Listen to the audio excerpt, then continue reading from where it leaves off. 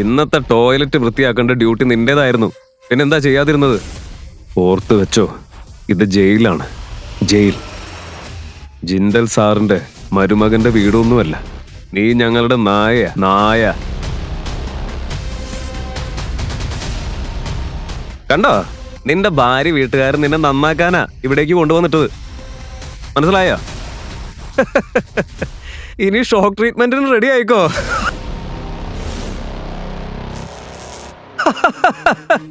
Shock കൊടുക്ക്.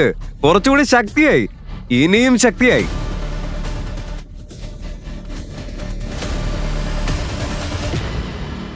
ഈ ജയിലില് ഞാൻ പ്രിസൺ നമ്പർ 302 വിശ്വസിക്കാനാവുന്നില്ല. ഈ നരകത്തില് 3 വർഷം ഞാൻ കഴിഞ്ഞു. ഞാൻ കൃഷ് ഖന്ന. നിനക്ക് പോകാനുള്ള സമയമായി ഖന്ന. നിനക്കിപ്പോ ഭയങ്കര സന്തോഷമായിരിക്കുമല്ലോ. ഒരു കുറ്റവും ചെയ്യാതെ കഴിഞ്ഞ 3 വർഷമായി ഞാൻ ഈ ജയിലിൽ നരകിക്ക.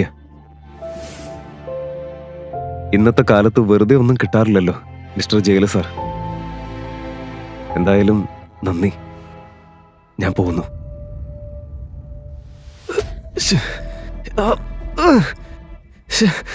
എനിക്കെന്താ സംഭവിക്കുന്നത്?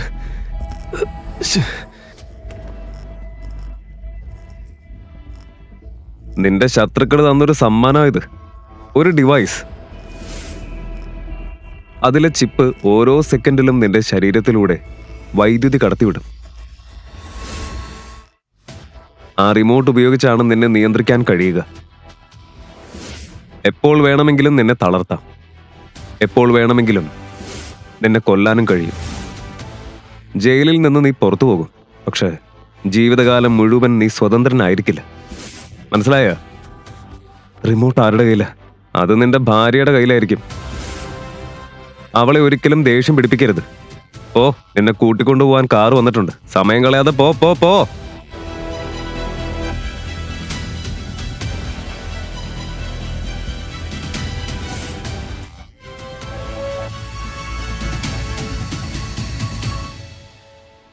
അയ്യോ, നിന്റെ കോലം ഒന്ന് നോക്ക് ബ്രദറിൻലോ. നടുവൊക്കെ കുനിഞ്ഞു പോയല്ലോ.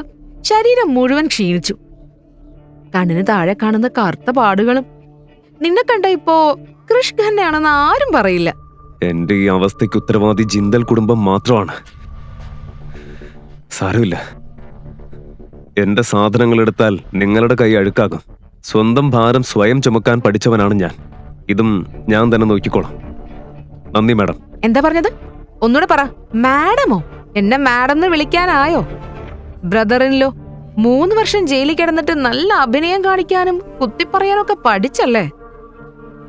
അഭിനയാണോ? എന്നെ വേലക്കാരനെ പോലെ കാണുന്നത് ജിൻഡൽ കുടുംബത്തിന്റെ പഴയ ശീലം. അതിനൊത്ത് ജീവിക്കുന്നത് എന്റെയും ശീലമായിപ്പോയി. മിണ്ടാതിരിക്കെ. വെറുതെ ഓരോന്നും പറഞ്ഞ് എന്നെ പറ്റിക്കാൻ നോക്കണ്ട. നിനക്ക് സംഭവിച്ചതെല്ലാം നിന്റെ സ്വന്തം പ്രവൃത്തികളുടെ ഫലമാ. അതുകൊണ്ട് എന്റെ മുന്നിൽ ഈ നാടകം കളിക്കണ്ട.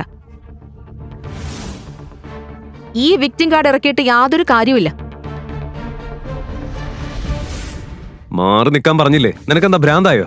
ഇവിടുന്ന് പോ പ്ലീസ്. ഇതിനൊക്കെ നീ വലിയ വില കൊടുക്കേണ്ടി വരും. എന്താ നീ വിചാരിച്ചത്? നിന്നെപ്പോലൊരു ഭിക്ഷക്കാരനെ ഞാൻ സ്നേഹിച്ചെന്നോ? ഒരിക്കലുമില്ല. നീ ആരാണെന്നറിയോ? പേരിന് മാത്രം ഒരു ഹൗസ് ഹസ്ബൻഡ്. ഞങ്ങളുടെ കമ്പനിയിലെ 30% ഷെയർ നിനക്ക് ഒരിക്കലും കിട്ടാൻ ഞാൻ സമ്മതിക്കില്ല. അതിനുവേണ്ടി എനിക്ക് എന്ത് ചെയ്യേണ്ടി വന്നാലും ചെയ്യും. എന്തും. ആണോ? നീ എന്ത് ചെയ്യും? ഞാൻ എന്താ ചെയ്യാൻ പോകുന്നെന്ന് കാണണോ? ജീജു, ഇല്ല ജീജു, പ്ലീസ് വേണ്ട.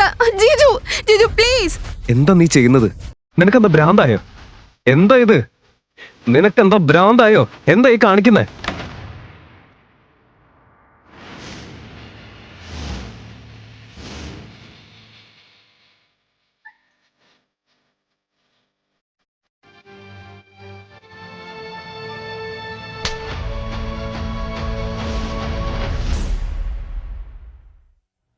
പ്ലീസ് എന്നെ വിശ്വസിക്കേ. ഞാനൊന്നും ചെയ്തിട്ടില്ല. ഇയാൾക്കൊരു കോടീശ്വരനാവണത്രേ. അതിന് ഇയാൾ എന്നെ... അവള് കള്ളം പറയാ. ഞാനൊന്നും ചെയ്തിട്ടില്ല. ഞാൻ പറയുന്നത് സത്യമാ. പ്ലീസ് എന്നെ വിശ്വസിക്കേ. നിന്നെ ഈ വീട്ടിലെ മരുമകനായി സ്വീകരിച്ചു. ബഹുമാനവും സമ്പത്തും എല്ലാം തന്നു. എന്നിട്ടും നീ ഈ വീട്ടിലെ മകളുടെ നേരെ മോശം കണ്ണുവെച്ചോ. നീ ഒരു നാണമില്ലാത്തവന്. അനുഷ്ക, അനന്യ, പ്ലീസ് എന്നെ വിശ്വസിക്കേ. ഞാൻ ഒന്നും ചെയ്തിട്ടില്ല. നിന്റെ അഴുക്കായ നാവുകൊണ്ട് ഇനി എന്റെ പേര് പോലും വിളിക്കരുത്. നിന്നെ കാണുമ്പോ തന്നെ എനിക്ക് വെറുപ്പ് തോന്നുന്നു. ഇന്ന് നീ എല്ലാ അതിരുകളും കടന്നിരിക്കുന്നു കൃഷ്.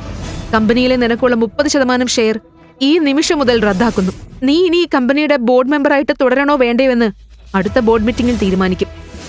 അനു, സമൂഹത്തിന്റെ കണ്ണിൽ അവൻ നമ്മുടെ മരുമകനാണ്. ഇപ്പൊ തന്നെ അവനെ ബോർഡിൽ നിന്ന് മാറ്റിയാൽ അത് നമുക്ക് തന്നെ അപമാനമാകും. പിന്നെ ഈ കമ്പനി ഇത്രയും ഉയരത്തിലെത്തിക്കുന്നതിൽ അവനും വലിയ പങ്കുണ്ട്. അതുകൊണ്ട് അവൻ ഒരവസരം കൂടി കൊടുക്കണം. എന്തവസരം?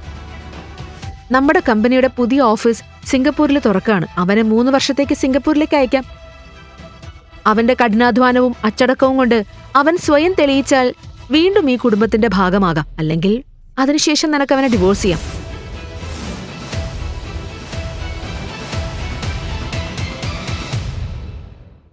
അമ്മയ്ക്കിഷ്ടമുള്ളതുപോലെ. അനുഷ്ക, ഇവരുടെ വാക്ക് വിശ്വസിക്കരുത്. ഞാൻ ഒന്നും ചെയ്തിട്ടില്ല. ഞാൻ പറയുന്നത് സത്യമാ. Please please Anushka.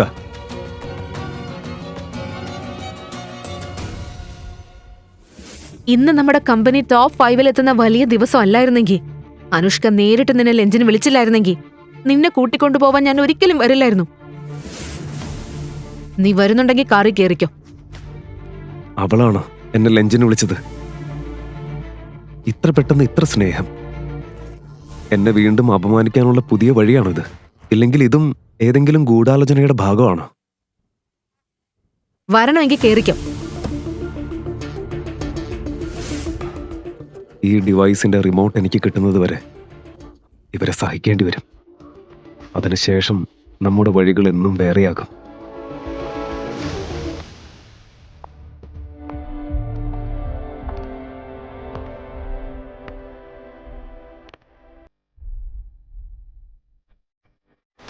ഋഷ്, നീ ആകെ മെലിഞ്ഞു പോയല്ലോ. നിന്റെ യാത്രയൊക്കെ എങ്ങനെയായിരുന്നു മോനെ? അമ്മ നിന്നെ ആലോചിച്ച് വിഷമിച്ചിരിക്കുക. എന്നിട്ട് നിന്റെ അഹങ്കാരത്തിന് കുറവൊന്നുമില്ലല്ലോ. എന്നെ കുറിച്ച് വിഷമോ? എന്തിനാ വിഷമം? ഞാൻ ജീവനോട് ഇരിക്കുന്നതിനാണോ? അല്ലെങ്കിൽ ഇത്രയും കഴിഞ്ഞിട്ടും ഞാൻ എങ്ങനെ ജീവനോടെ തിരികെ വന്നുവെന്നാണോ? സർ, എന്തിനാ എന്നോട് ഇതൊക്കെ ചെയ്തത്? കാരണം നിന്റെ വീട്ടുകാർ മുകളിൽ നിന്ന് ഓർഡർ നൽകിയിരുന്നു കൃഷ് ഖന്നയെ നന്നായി നോക്കിക്കോളാൻ.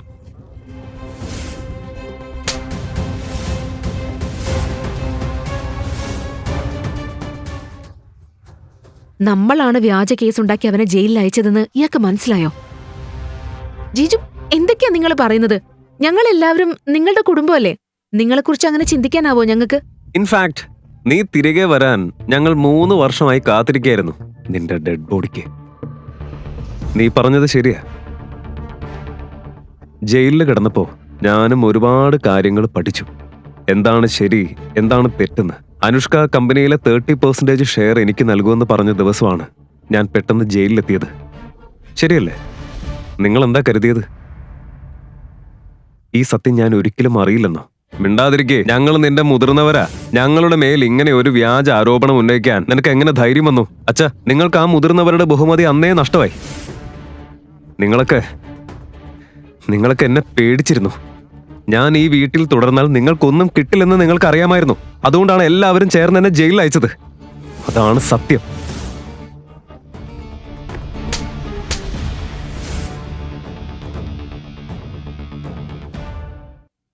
എന്റെ അച്ഛനോട് അങ്ങനെ സംസാരിക്കാൻ നിനക്ക് എങ്ങനെ ധൈര്യം വന്നു? ഞങ്ങളുടെ സത്യം നിനക്കറിഞ്ഞാലും ഒരു മാറ്റം ഉണ്ടാവില്ല. അനുഷ്ക ഒരിക്കലും നിന്നെ വിശ്വസിക്കില്ല. അനന്യ, മരുമകനോട് ഇങ്ങനെയാണോ സംസാരിക്കുന്നത്? ആദ്യം അവനോട് മാപ്പ് പറ. മാപ്പോ? ഒരിക്കലുമില്ല. ഇവന് മാപ്പല്ല, ഒരടിയാ വേണ്ടത്. Don't be so rude didi. എന്റെ ബ്രദറിലോ ഇത്രയും വർഷം ജയിലിലായിരുന്നില്ലേ? അതായത് നമ്മളിൽ നിന്ന് അകന്ന് ഒരുപാട് കഷ്ടപ്പെട്ടിട്ടുണ്ടാകും. അതുകൊണ്ടാണ് ഇങ്ങനെ സംസാരിക്കുന്നത്. പ്ലീസ്, ഇനിയൊന്നും പറയണ്ട. ഇയാള് നിന്നോട് എന്താ ചെയ്തേന്ന് മറന്നോ? ഇയാള് കാരണം നമ്മൾ ഒരുപാട് കഷ്ടപ്പെട്ടു, അപമാനങ്ങൾ സഹിച്ചു. ഇയാൾക്ക് മാപ്പോ കരുണയോ അർഹതയില്ല. നല്ലൊരു തല്ല വേണ്ടത്. മതി. ഇന്ന് അനുഷ്ക കൃഷിനെ പ്രത്യേക അതിഥിയായിട്ടാണ് ക്ഷണിച്ചിരിക്കുന്നത്. അതുകൊണ്ട് ഇനി ആരും പഴയ കാര്യങ്ങൾ സംസാരിക്കരുത്. കൃഷ്, ഇത്തവണയും അനുഷ്കയെ നിരാശപ്പെടുത്തരുത്. പ്രത്യേകമായി ക്ഷണിച്ചെന്നോ? ഞാൻ ജയിലിലും മരിച്ചു കഴിഞ്ഞപ്പോ അനുഷ്ക എവിടെയായിരുന്നു? ഇന്ന് എന്നെ കൂട്ടിക്കൊണ്ടു പോകാൻ പോലും എന്തുകൊണ്ട് വന്നില്ല?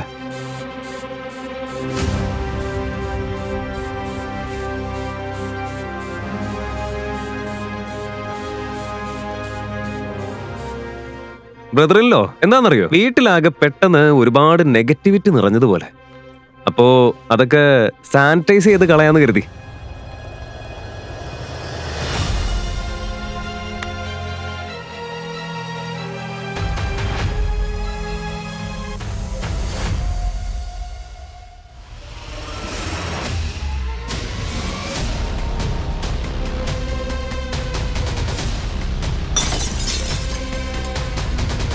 ഈ ദിവസത്തിന് ശേഷം ഈ വീട്ടിൽ ഇങ്ങനെ ഒരു ഫോട്ടോ ഇനി ഉണ്ടാകില്ല.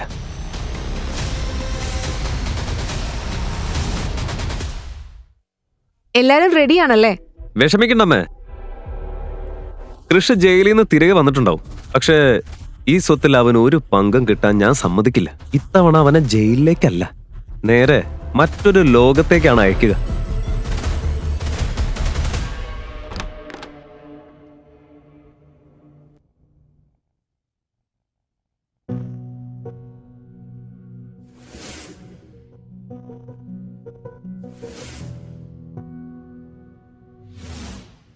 മൂന്ന് വർഷം കഴിഞ്ഞിട്ടും ഈ മുറിക്ക് ഒരു മാറ്റമില്ല. ഇത്രയൊക്കെ സംഭവിച്ചിട്ടും എനിക്ക് നിന്നെ മറക്കാൻ കഴിഞ്ഞില്ല അനുഷ്ക. നിന്നെ സ്നേഹിച്ചതും നിന്നെ വിവാഹം കഴിച്ചതുമാണ് ഞാൻ ചെയ്ത ഏറ്റവും വലിയ തെറ്റ്.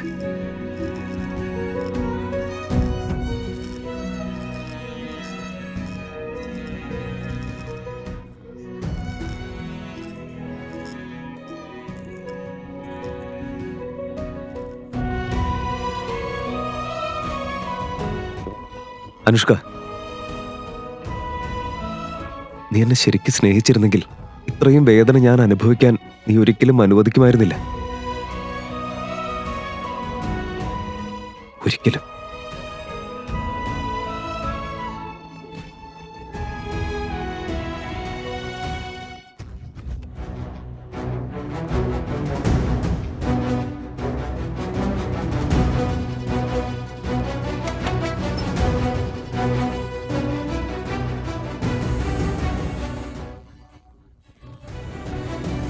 ഈ മുറിയില് നമ്മുടെ ആദ്യ കൂടിക്കാഴ്ചയിലെ വസ്ത്രങ്ങൾ ഇന്നും സൂക്ഷിച്ചു വെച്ചിരിക്കുന്നു.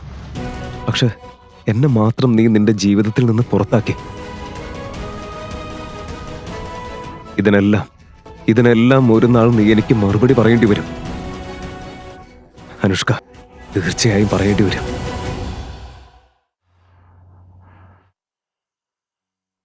അമ്മേ, കൃഷി തിരിച്ചെത്തിയോ? അതേ മോളെ, മരുമകൻ വന്നിട്ടുണ്ട്. അവൻ നിന്റെ മുറിയിലുണ്ട്. കൃഷ്, കൃഷ് എവിടെയാ നീ? കൃഷ്, കൃഷ് എവിടെയാ നീ? ബ്രദറിലോ, നിനക്ക് ചെവി കേൾക്കില്ലേ? ഞാൻ വിളിക്കുന്നത് കേൾക്കുന്നില്ലേ? അനുഷ്ക ദീദി വന്നിട്ടുണ്ട്. ഇന്നും അനുഷ്കയെ അപമാനിക്കാനാണ് നിന്റെ ഉദ്ദേശമെങ്കിൽ ഇത്തവണ ഞാൻ വെറുതെ വിടില്ല. താഴേക്ക് വാ. ദാ വരുന്നുണ്ട്.